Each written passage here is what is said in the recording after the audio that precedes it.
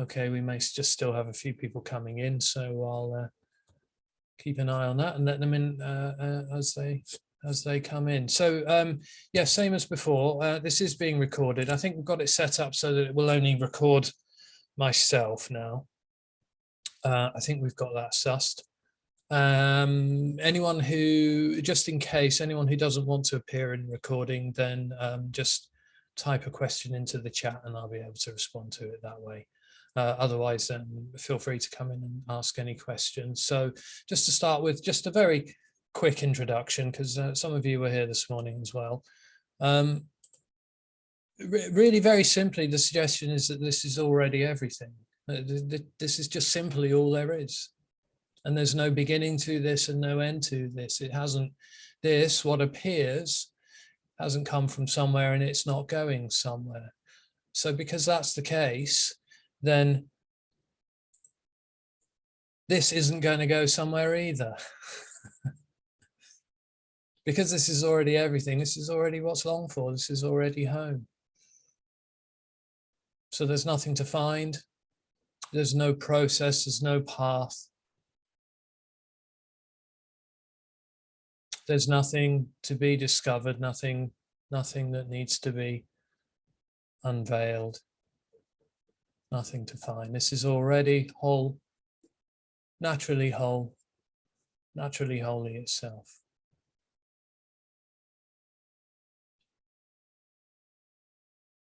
So if that's the case, then why do we talk about this? Of course, there is no why. This is equally just what appears to be happening, talking apparently happening, home appearing as talking happening, a sharing happening, an inspiration, perhaps even, to talk about unconditional freedom just apparently happening. But it's no one's inspiration, it's no one's sharing. Because the reason these meetings happen, if there has to be a reason, is because there's an experience that arises within this wholeness, which seems to create or seems to give the effect that this isn't whole, this isn't home, that there is something lost or missing, there is something which needs to be added to this. There is something about this that is somehow incomplete. And then there is a response to that in that the individual person or that experience then begins to look for the solution to the problem of itself. And actually the problem of itself is quite simply that I exist. So it's looking for a way out of that. But actually what the individual wants isn't what's being pointed to here. What the individual wants is it wants to have an experience of some kind. It wants to evolve. It wants to know that it can become something else, something greater. It wants the great enlightenment. It wants all of its efforts to find what seems to be missing or to find what's longed for. It wants all of its efforts to be rewarded with the great enlightenment, the great freedom, which of course will never happen because this is already that freedom. Even that experience is that freedom just appearing in the form of that experience, appearing as that seeking energy, appearing even as the form of a seeker who feels that they are a real someone who is separate from this. And really that's all the message does. It points to what can't be pointed to and just exposes, in a way, the dream of the individual, which is quite simply that I am here and I am real. And just to be clear, the duality is the apparent individual. The duality is that apparent dream or apparent dreamt reality or experience to be someone. So the dream can't find its way out of the dream, because actually what's meant with the term a dream, or what's being pointed to or revealed by exposing that as being the dream, is that a dream can't find its way out of the dream. It actually isn't really happening. So there is, of course, no individual, which means there is, of course, no separation. So nothing needs to happen. This is it already.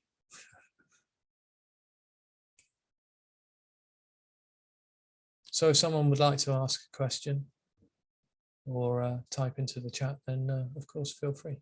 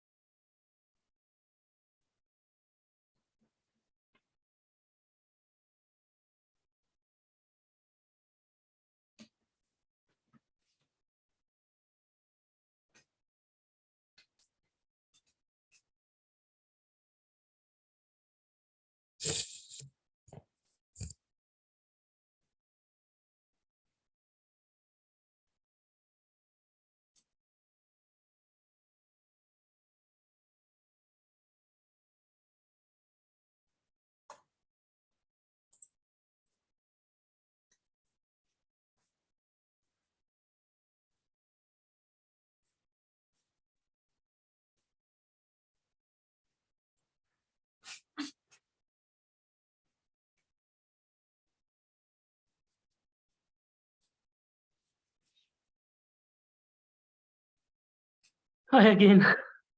Hello. You said the contracted energy give the sense, arise the sense of here-ness. Yes. This contracted energy is not the illusion. The sense of someone is the illusion. Yes, yeah. The illusion seems to arise out of this tension or this contraction. Yeah. There's a sort of a contracted sense to be for there to be something here, as in the body.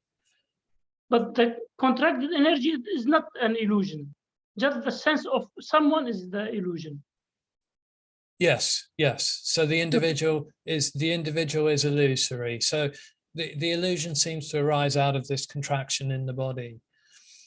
And as we were talking about earlier, I mean, really there is just boundless energy which can appear as a form of a contraction. And it seems to be out of this contracted energy or this contraction that the illusion to be someone seems to arise with.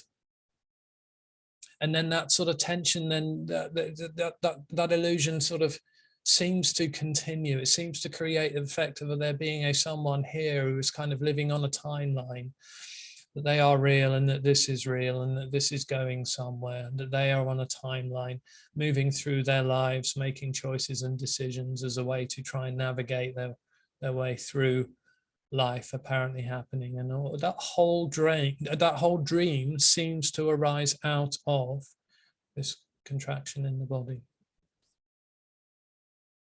apparently, of course.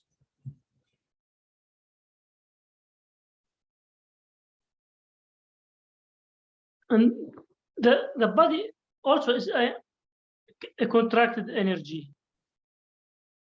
The body is just an appearance. Everything is energy in a way, although that's not really a term that this sort of tends to use very often, energy. I know there are some speakers who like to say this is just energy, and that's completely fine, of course. But it's just not something I tend to say very often. But yes, everything is energetic in that way. Yeah. So, but the energy is absolutely free. It's absolutely boundless, open, spaciousness. Absolutely free. And because it's absolutely free, it can appear as this sort of contracted sense to not be free, which seems to create the impression of a position. And it seems to be from this impression that the individual is born, so to speak. It's never really born, of course, because it is illusory. But it seems to happen. From within the illusion, it seems to be real. When the illusion's over, it's recognized as never being real, never actually happening. But the illusion seems to arise out of this contraction in the body. Okay, thank you so much. Okay.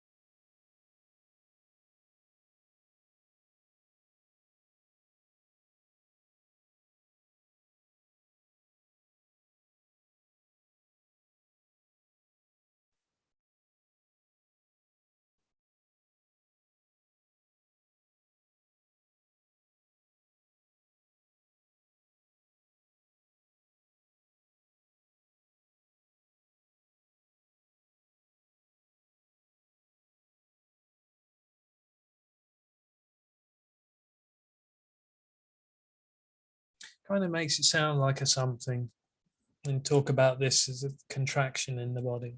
Makes it sound like a something. It turns out it's not a something. The contraction is completely empty also. It's no thing appearing as a contracted energy. And nothing knows that contraction, nothing senses that contraction, although it's sort of felt when it seems to leave the body.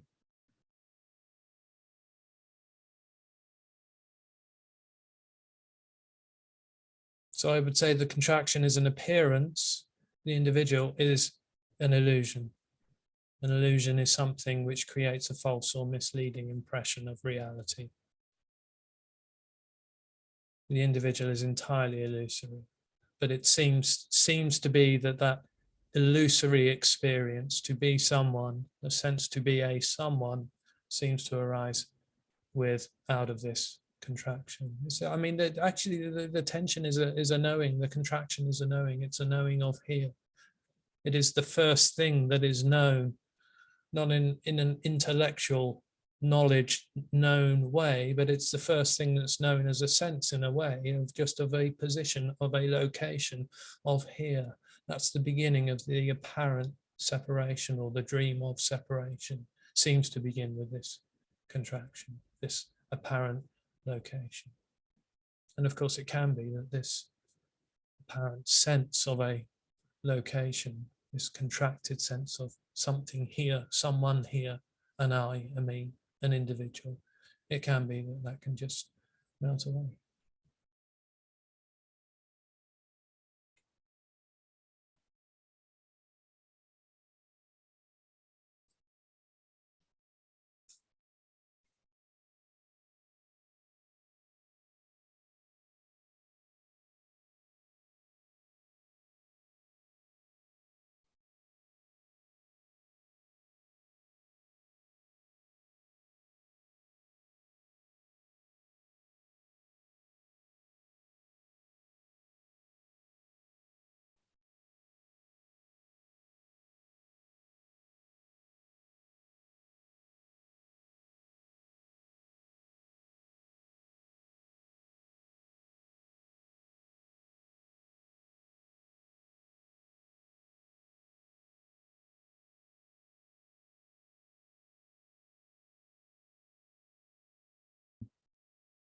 Hi, Frank.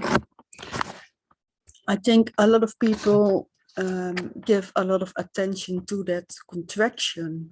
Yeah. I'm almost reticent to talk about it in some ways, because it does make it sound like a something, because then it's like, oh, how do I find this contraction? How do I get rid of this contraction? It's just the contraction is the whole thing for that experience, it seems.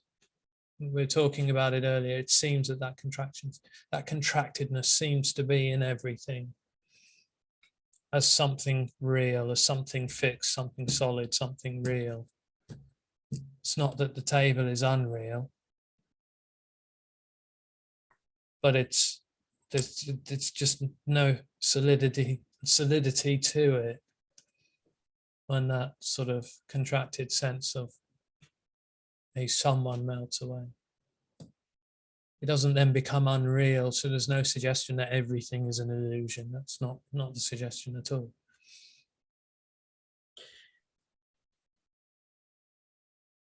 No, I think more that, so yeah, it's difficult to say it with words, but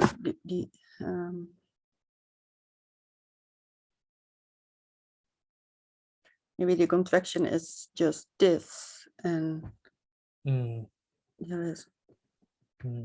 Yeah, I can't think of a better word. Just a contraction. Sort of do this when I when I say it, because that's kind of how it feels. It's a contracted sense, contraction, and it seems like that contraction can get more and more contracted as time goes on, because the nature of the individual, the illusory individual, of course, the nature of the individual is it seems to be insecure. That sense to be present, that sense of a position seems to be threatening. It finds the world threatening, very threatening. So it seems can sort of contract more and more and more as apparent time goes on.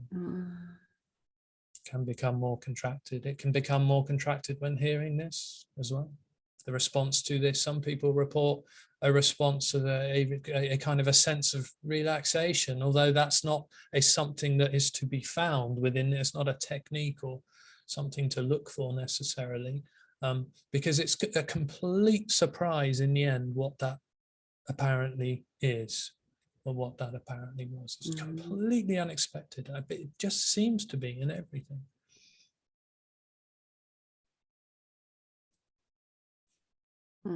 It just seems to create an impression of here-ness, something here, something real in that sense. Yeah, something in time and space. Absolutely, yeah. Time is real, space is real. I am real, my life is real. There are real others. Yeah. This means something and is going somewhere. This is actually completely without meaning, direction, or purpose. Of course, what the individual will do when it hears that, it'll think, right, okay, this is about believing everything is meaningless and purposeless and directionless, and I just sit at home and stare at the wall all day long. That's how I get non-duality. Of course, it's not the suggestion at all. As if anyone could choose to do that as well, of course. But that's the freedom. That is the absolute unconditional. That is the fucking freedom. It's completely without direction, meaning, intention, or purpose. Stuff just happens. I mean, why not go to a museum? Why not listen to some music? Why not have a dance? Why not walk along the river? Why not stay at home and stare at a wall all day? Doesn't sound like much fun to me. But why not?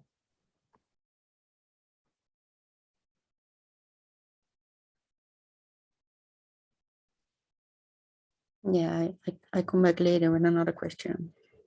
Okay. Thanks. Thanks, Anita.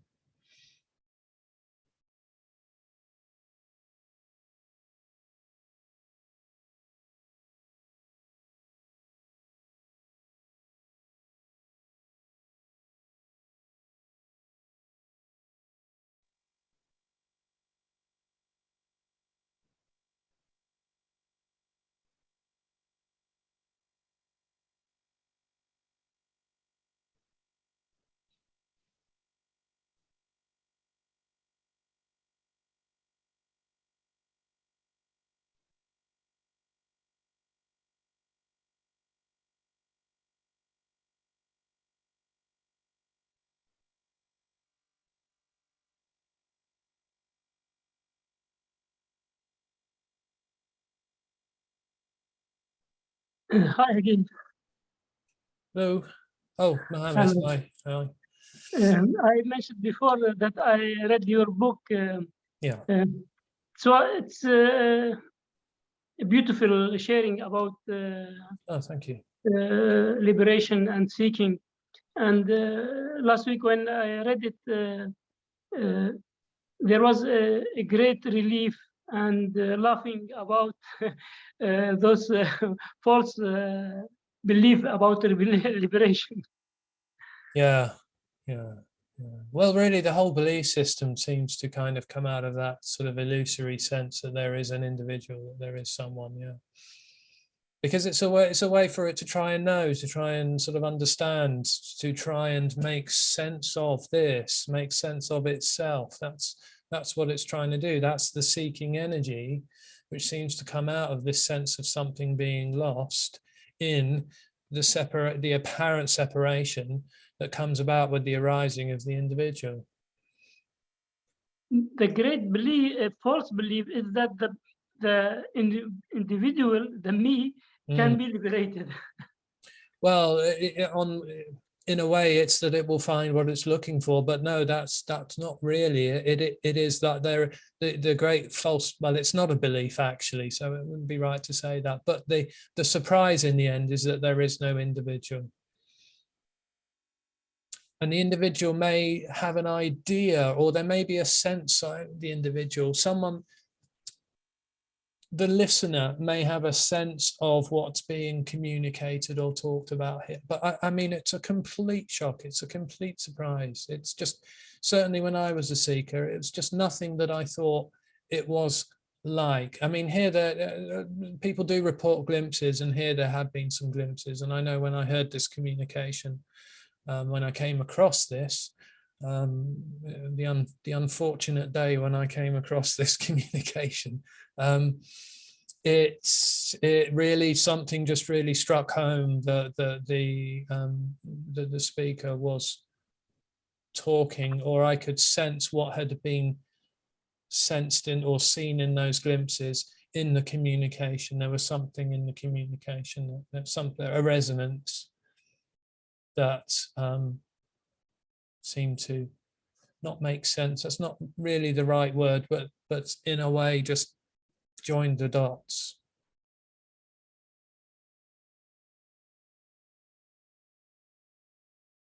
Because I was, as a seeker, I was doing what everyone does as a seeker naturally, and seeking is completely natural, by the way. There's nothing unnatural about seeking.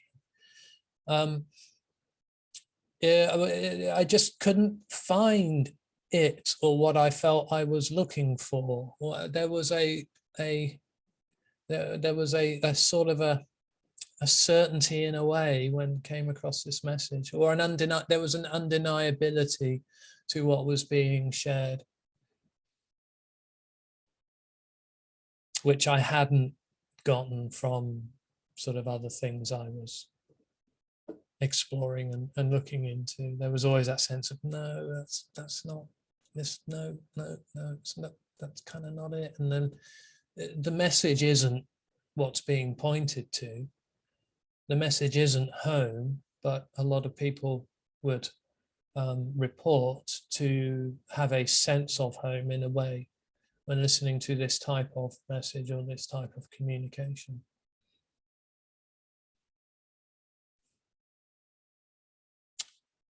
Question in the chat: is it correct to say it is wholeness that appears as an apparent me, and is it also wholeness that appears as the dropping of this illusion? Yes. To be someone separate. Well, there is no one separate or no one as being oneness either. What's being pointed out here is that the illusion is that there is an individual. So it's not like there is someone being separate. It is the illusion that there is an individual, which is the illusion of separation. And because it's an illusion, it isn't real. so there is no separation. So yes, of course, if there is a report there and there and there and there and there, that it feels like there's someone here who is looking for something or is trying to find something, then that's what's apparently happening. But that is absolute wholeness appearing as that, of course. There is only this, there is only wholeness. This is all there is. It doesn't go anywhere. It doesn't actually move. It's as timeless as a summer day. There's more to that. In the sense of it's God's will if the sense to be someone drops or not. Bullshit statement just for the sake of apparent understanding. Yeah, well, that's it. I mean, no, that's not what's being suggested, of course. That it's God's will if someone drops away or not, or it's some sort of grace that descends upon some beings and not others. No, that's all the story. Yeah. Like there's a plan, like, you know, like wholeness has a plan for you, and it's going to sneak up on you one day and reveal itself. I'm afraid that's just not the way it works. It doesn't have a will, it doesn't have an intention. There's absolutely no intention to this, to the appearance, just what seemingly happens.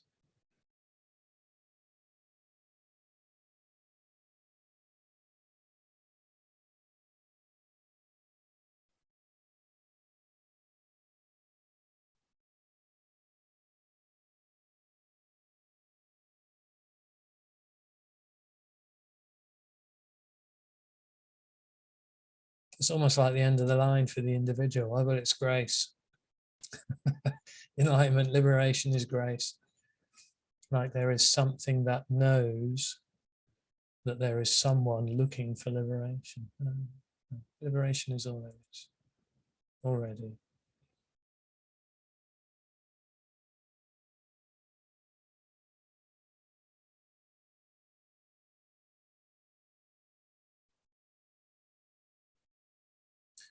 Okay, the me can't do anything because it's an illusion. That's why this thought comes around. Yeah, yeah. Well, the illusion is that there is a me to do something. The me is the illusion. Yeah. It's not that the me can't do anything. It's that it's not real. There isn't actually a me to do anything about its apparent dilemma.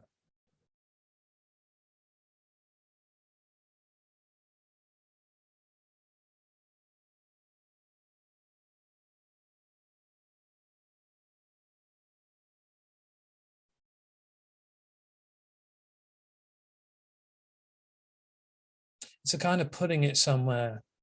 It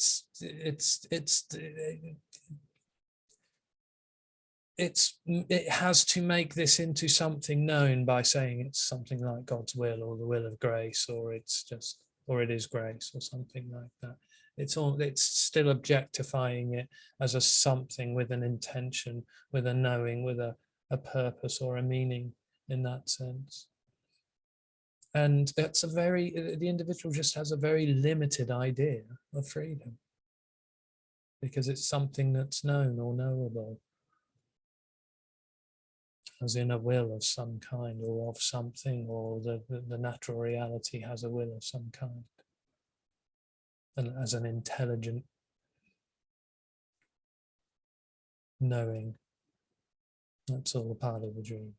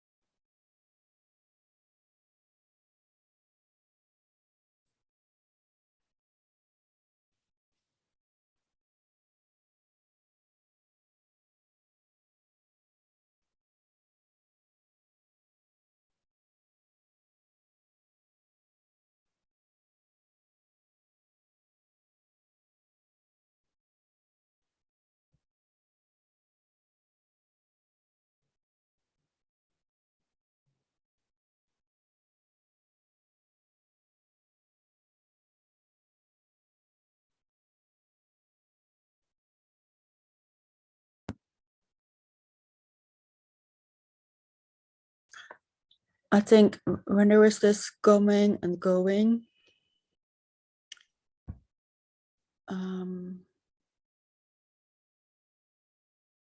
there is already no me, but there is no answer to this coming and going. It has nothing to do with old conditionings or imprints or whatever. Yeah, coming and going is really still a part of the dream story though, that there is, as I think you're implying, that there is someone who is coming and then going and then coming. And yeah, there's no one that comes and goes, but the energy feels so. I think it can be that just that sort of contracted energy can sort of suddenly just sort of relax, and then something responds to that in a way to just sort of clench up again, because as I already said, it seems as though when that contraction sort of melts away, that everything else sort of opens up as well, and that's frightening for the individual. It's scary. It's frightening. I like Because it. like, I oh, like it no. very much. And this is very scary. Yeah. Yeah. Oh, I mean, well, it's wonderful.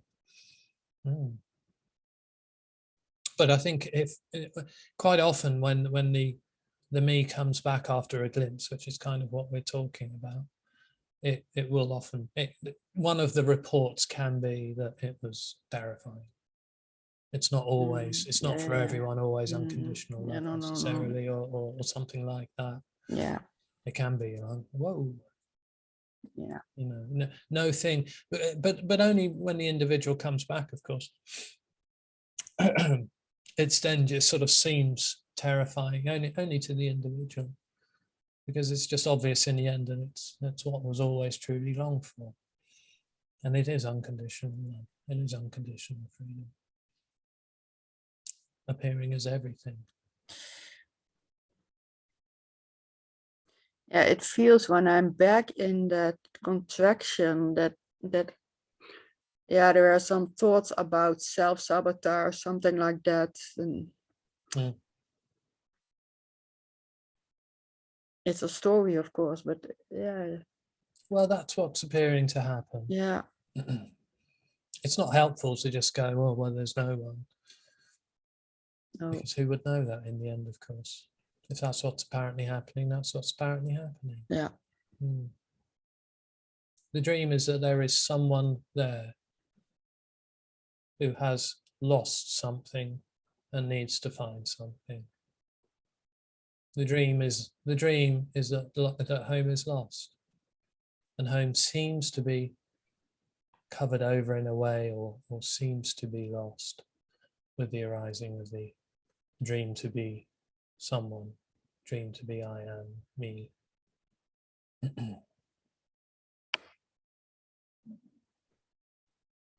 Yeah, but nothing is lost.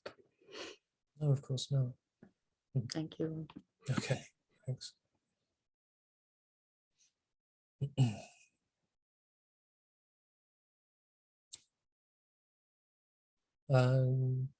Comment in the chat question. I'm not sure if you use that example or another speaker. The knower, the sense to be a me, is like a mirror that reflects everything that arises, thoughts, emotions, perceptions, and claims to be the center of these appearances. Yes, that makes sense in a way, yeah. The apparent dropping of the sense of me is like the dropping of the mirror, and what's left are these apparent things happening for no one, of course. Yeah, lovely. Yeah, lovely. Yeah. I would say the individual is a reflection of a reflection, because there is no one to cast a reflection of an individual, of course. That's how immaterial that apparent experience is, to be someone. Oops. Well, that's how thin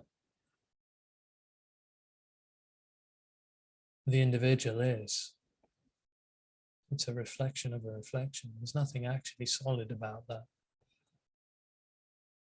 even that appearance or even that illusion.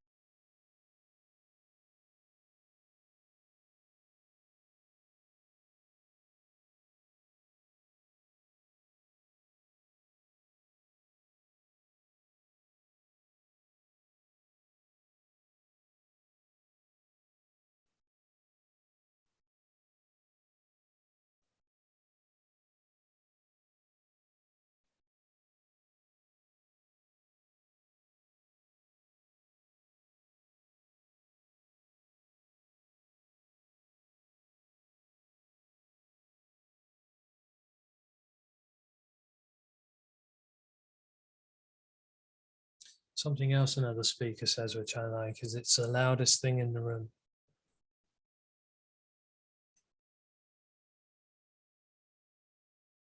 What's long for is just already everything, and it's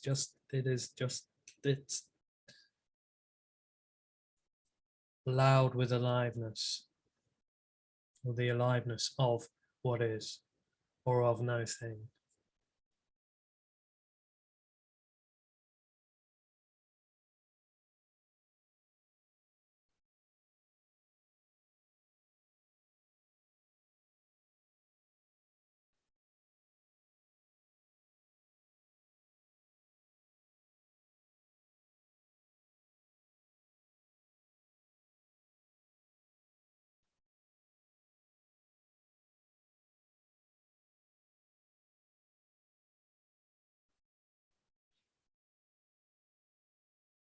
Does your relationship to other people change in any way? Well, there are no relationships.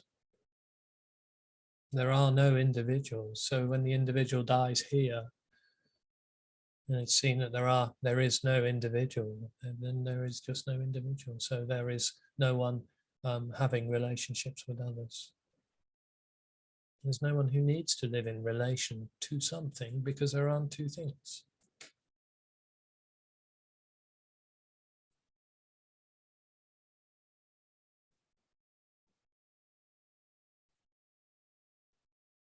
But outwardly, I don't think it would appear that anything would change about relationships. I know what you mean, like romantic relationships or friendships or something like that. Outwardly, nothing seems to change about friendships or anything like that, really.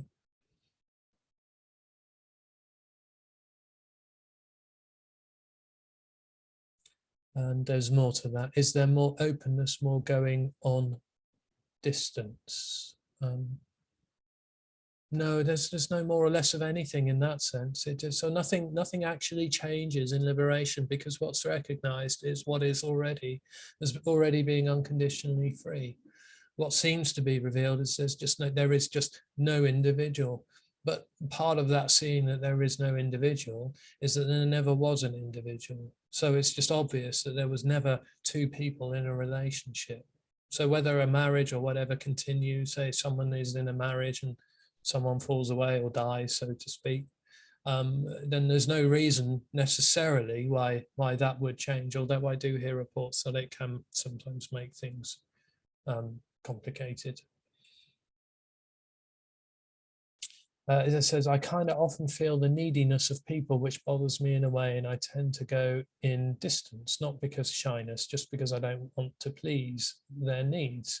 Change this, or is it just a character trait? Well, it may be just a character trait, but I would say just all of that kind of social dynamic that seems to happen between two individuals who are having some kind of relationship, even if that is a shopkeeper and the person buying something from them in the shop, it just isn't there. But it just never was. It never was. There is never any two individuals engaging and having a relationship with each other.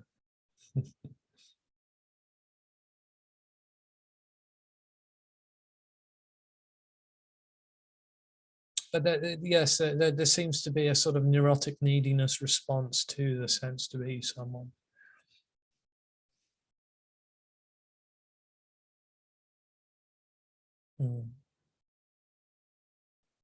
So whatever happens, happens. If there's a sudden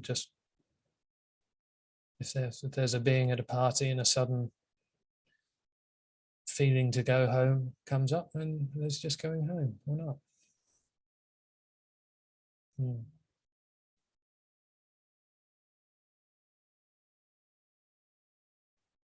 It's very simple in that sense. There's just absolutely no sort of hierarchy left or authority of any kind in that sense. But there never is, of course.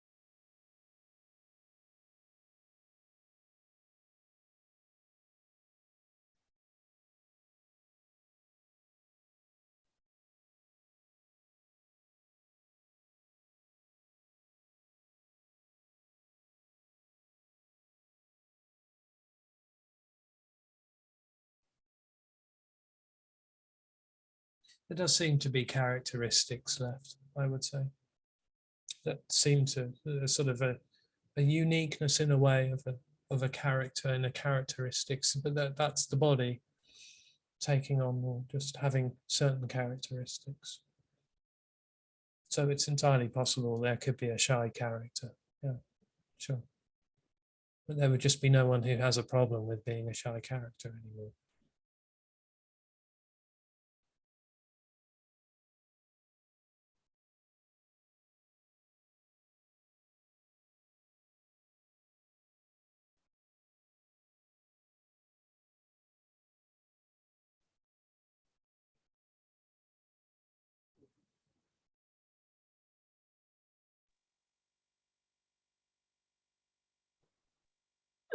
Could you talk about pain and resistance for the pain?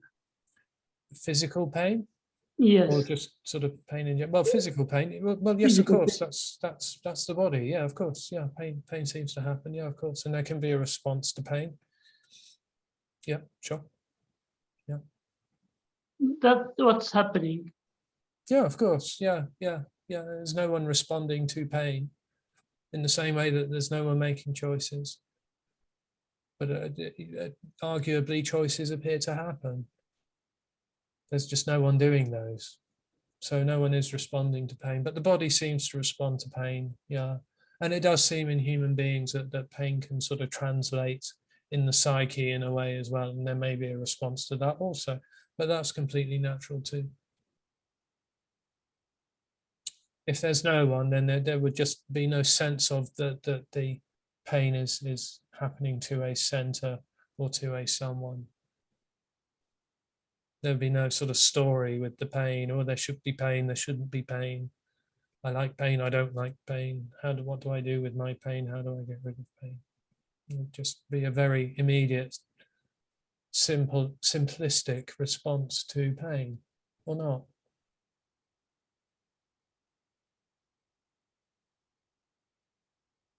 Thanks.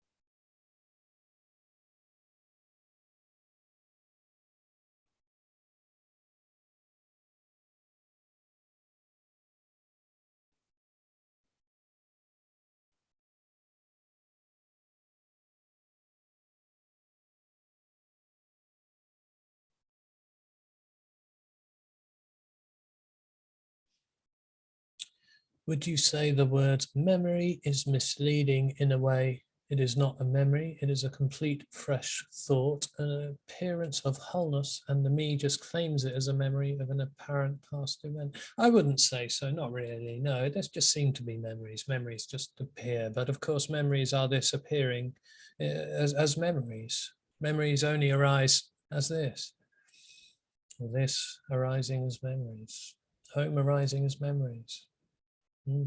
Yeah. Yeah.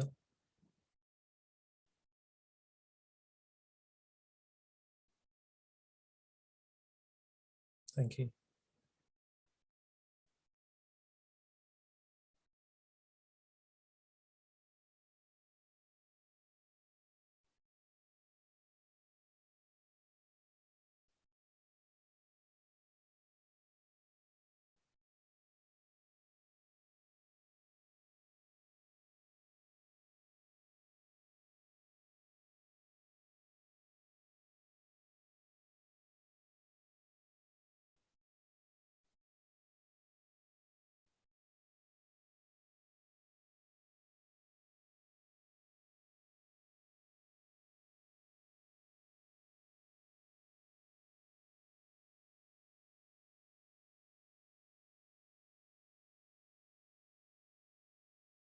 Yeah, you're welcome.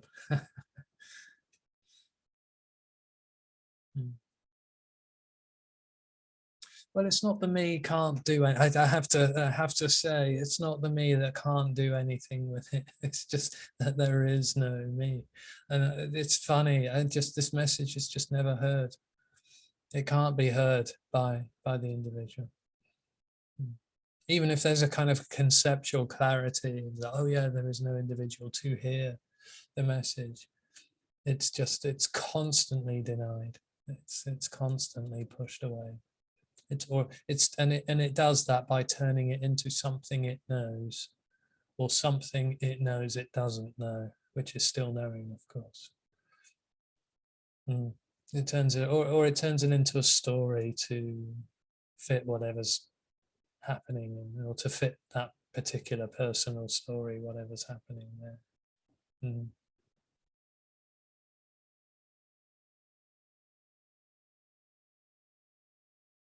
Oh, it's about this. Oh, you're talking about this, Neil, aren't you? Talking about nothing being everything.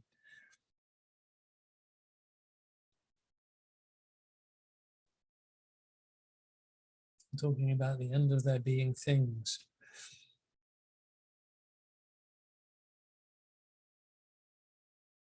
Which leaves only the infinite absolute appearing to be the finite relative.